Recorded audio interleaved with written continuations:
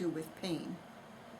Physical And pain? the pain was the physical pain, but he had emotional pain too. A lot of emotional pain stemming from his childhood that had never been, even though he had gone for counseling many, many times, it would crop up many, many times in his life. And that pain, that mental anguish that he had, would sometimes cause him to drink. I have a great relationship with Patricia now because of it. She came on visits once a month growing up because I couldn't see him without supervision. Why? Because of my mom and his relationship, she saw him at his rock bottom where he was addicted to pain pills and addicted to alcohol, and he went to rehab right after that when I was about 1 year old when they got a divorce. So he was better, but she was just scared for me, and I understand why she was scared. She didn't want, to put her baby in somewhere where it's unsafe, where something could possibly happen. But I never felt unsafe. Your dad wanted to make everybody happy, and as the minister of a congregation, that's just not ever going to happen. You can't make everybody happy. That was the lesson your dad had to learn. He never seemed to get any of the approval that he craved from his family. It just never was there for him. No. And he tried so hard to please them. Mm-hmm. Tried so hard. With the dependencies, we see everything from illegal substances to abuse of prescription drugs to alcoholism without, other substance abuse. So it really is, again, it's pretty varied. My Red Wing boots, my Carhartt outfits, I'm an electrician. You know what I want? Hush. I want some wine. I'm gonna make some wine in that jug right there. I'm gonna tell you. We'll do that. I want some damn shit out of a tree, and I'm gonna make some real wine. But, I am the radiant life of God, I am, I am, I am. I am the radiant life of God, I am, I am, I am. The health of God, the strength of God, vitality, energy, vim of God. I am the radiant life of God, I am, I am, I am. I am the wonderful love of God, I am, I am, I am. I am the wonderful love of God, I am, I am, I am. The peace of God, the joy of God, serenity, harmony. What other kinds of drugs and stuff did you see at the rescue mission? The crack cocaine and heroin users. Heroin users? Which would you say is more prominent, heroin or coke? Probably the cocaine. Really? Okay. Obviously. But you got to remember also that alcohol is a gateway drug. It's the first step. Yeah. And usually a lot of addicts, when they start, that are alcoholics that also experiment with other drugs, they usually start with the alcohol, and then it aids them on to try other things. Is there much pot? Just smoking pot? Yeah. Is that one of the main reasons you think people end up at the mission, or is it the I think so. economy? Or I think so. The majority that I've talked to is always drugs and alcohol. A bachelor's degree in theology. I have an associate's degree in general education, and then I was actually working on my Christian education certification. So you have, where did you go to school? ACC at Maryland, Okay. and in the University of Maryland Eastern Shore. Okay, so you're very educated. Well, whatever that means. A lot of the rehab facilities are built in areas that are close to the drug places, and I feel that's probably due to rent, Cheaper. whatever. Yeah. Well, that's really hard to quit if the drug dealers just drive right by. Either that or it's a test, I don't know. Yeah, it's. Our program is long-term. It's 7 to 9 months for the educational component. During that time, clients are not allowed to work. And completion of our program will be a additional 90 days in transition. At that point in time, you work, you pay rent, you become responsible. If you choose to stay longer than that, you can. Now, how long have you been drinking? Oh my gosh, about 25 or 30 years. And how much are you up to on a spree when you start drinking? Oh my, a 12-pack or more a day. 12-pack or more a day. Okay, you just drink beer? Yes, or wine. I mean, I'll do mixed drinks too. At times, whatever's available. Okay. All right. Why all of a sudden now do you want help? I'm just sick and tired of being sick and tired. I'm on a road to nowhere.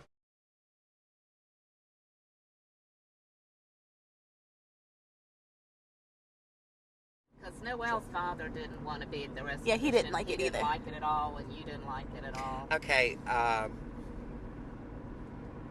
it's not so much of me downing what they do for people, because what they do for people is good. It's just that they're pushing and pushing and pushing the religion thing. I think that really turns a lot of people off. Yeah, I totally get And that. they don't do things to really accommodate the addict, as such as, you know, smoking. You know, most addicts smoke, you know, and you take everything from an addict all at one time, they're going to give up. Yeah, They're going to give up. totally. You got to meet them where they're at. Yeah, yeah, you know. I love chapel. I mean, you couldn't stay there unless you went to chapel. Yeah, I noticed that. That's why I watched the little kids. And, you know, some people don't like that, you know, but that's one of the requirements. If you want to stay there, you have to go to chapel. And that's just because of the fact that Rescue Mission is a Christian organization. And I had to go to a homeless shelter, which I stayed 5 days. Yeah, they'll give you And 5 days. you know, I wouldn't. That ain't me. Yeah. And I believe in God and everything Yeah, they like wouldn't that. even let When her you stay in throw the homeless preaching, and like I went to church this morning. You know what I'm saying? Where do you go to? Millionaire home. Or a We Pottsville just one. dreaming now. But I'm okay. You know, I've been out here for so long it don't. How long has that been? How long have you been here?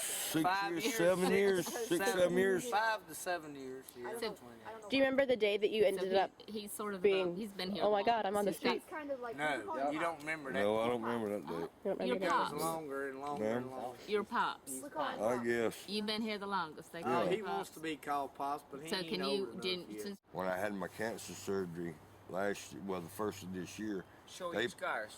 they paid my, Oh, you wow. you healed good. Show your they scars. paid my, You ain't seen them all. they paid my rent.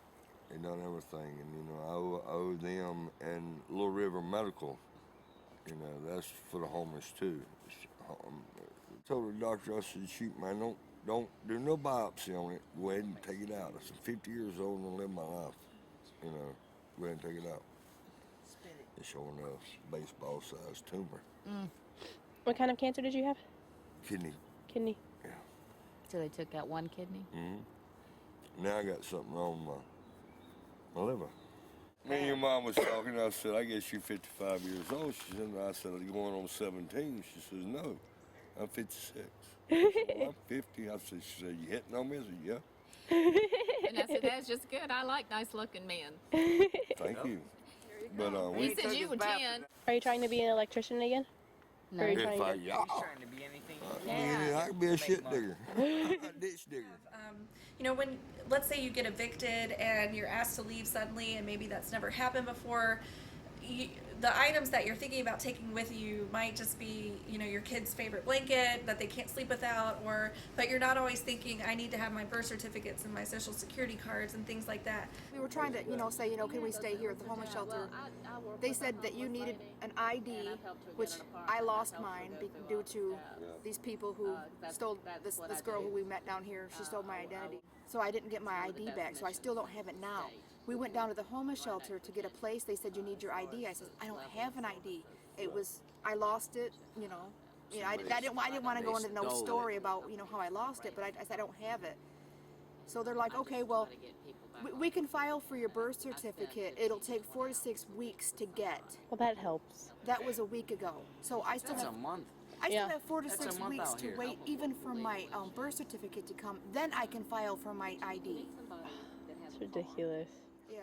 So, we came down here with money. We came here on vacation, and we're like, we just fell. I had never seen the ocean in my entire life. I'm Yeah. 38 years old. I had never seen the ocean in my entire life. I had never, how a lot of people say, oh, the ocean's salty. Of course I know what salt water tastes like if you Yeah. put salt in water. Yeah. But to actually, swim in it, What did I have? a two-bedroom apartment. I had a 2-bedroom apartment. I had her. This is my wife. This is my life. I love her to death. And I helped a black man out, and they called me, what, discrimination, racist? They owned the apartment that we lived in. They let us rent the apartment that they owned. And he worked for. And he And worked I for worked that for him. company. And when they fired him on his day off, he wasn't On even my working. day off. After Yep. 45 days or something like Oh that? yeah, after 45 On his day days. off, they came over and said, Now you're done. You got involved in this situation of this guy getting evicted, and you helped him, you're fired, and you live on our property, you're kicked out. Yep. As a woman's perspective being out here, Man, the first thing that you have to know is always carry that shit was bullshit. Yeah. Yep. You know, Carry a knife. Pop it out. always carry something. And I'm not trying to scare you with it, because Oh, I'm it's not just real. It's being Yep. real. We're only homeless for a minute. Yeah. We will make it out of this. Yeah.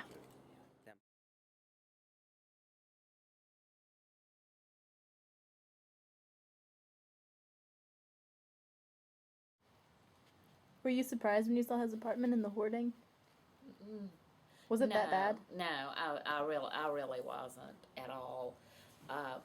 When we lived together, we had an old house that I had bought, and I was able to keep the house clean, but the understanding was that the basement was his, and he did this in the basement, and it was every square inch of anything he drug in. Yeah, I always say to people, he was messy. He was messy. Really? That's the lane gene, by the way. But he was, but you know, he was messy, but wow, what a good person. What a good person. So who cares? Who cares? It was, I would see him, and he actually told me that he was living out of his car, and what I said was, oh, well, you're lucky that you have that, not that, oh, I'm sorry for your situation, is there anything I can do to help? And these are the wonderful people that actually found Ted, and good neighbors, wonderful neighbors. And this is the lovely lady over here that cooked food for Ted. And, yeah, Ted was our buddy. He was our sweetheart. He was the greatest person that we knew. Oh. He made us laugh. He did. He put a wig on and put a tie and sunglasses on to make us laugh. How old are you gals? 12. Wow. When Ted was out on the streets and he didn't have anything, I would go and find him wherever he was. He would say, tell me the story of St. Francis again. Tell me the story. Tell me what happened when he went begging. And they would throw him out and slam the door in his face. Or when the children would make fun of him. Tell me the story. And so I told him the story. He'd say, and tell me what St. Francis would say. And I said, Ted, he would say, that, my dear brother, is perfect joy.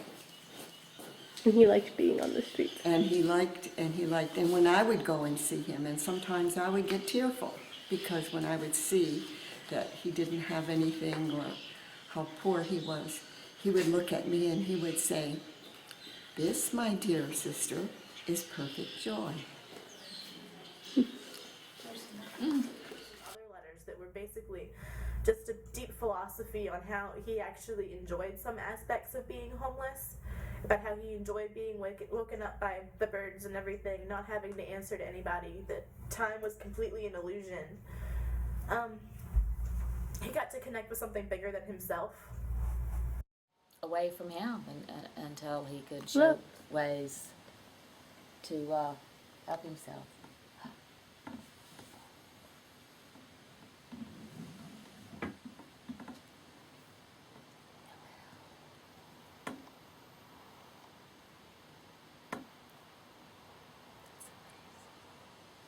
The time we think that Ted died, 5 deer came up to a window. More than that, wasn't it? Oh, it was at least 5, and just looked at us, with one prominent one just staring at us in the window. And just when significant things happened, like on my birthday, a deer came.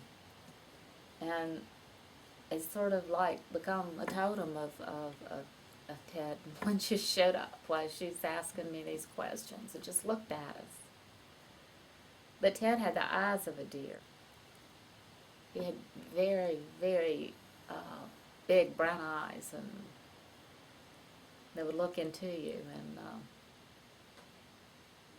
I just probably think it's his totem.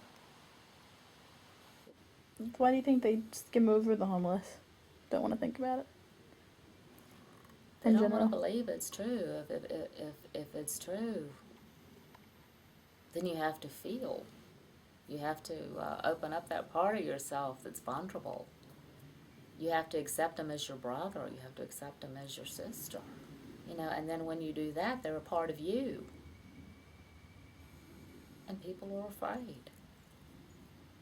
You know, they're just afraid to see. But the greatest gift in that is seeing and is helping, because you're helping yourself as you do it. You're growing as you do it.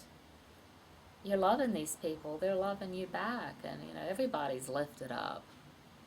It's phenomenal. If you could tell anybody What one thing, happens? one big point about homelessness, what would you tell the entire world? What would I tell them? If you could say one thing about it to the entire world, what would you say? Don't get in the shape I'm in. Cause that shit sucks. For real. For his hugging tells me so. In his love I belong. In his love I am strong. Yes, Daddy loves me. Yes, Daddy loves me. Yes, Daddy loves me. For his hugging tells me so. Daddy loves you, Noelle, and so does your mama and Patricia. What goes bow wow? Bow bow. Bow wow. What's that? A bow wow. What is that?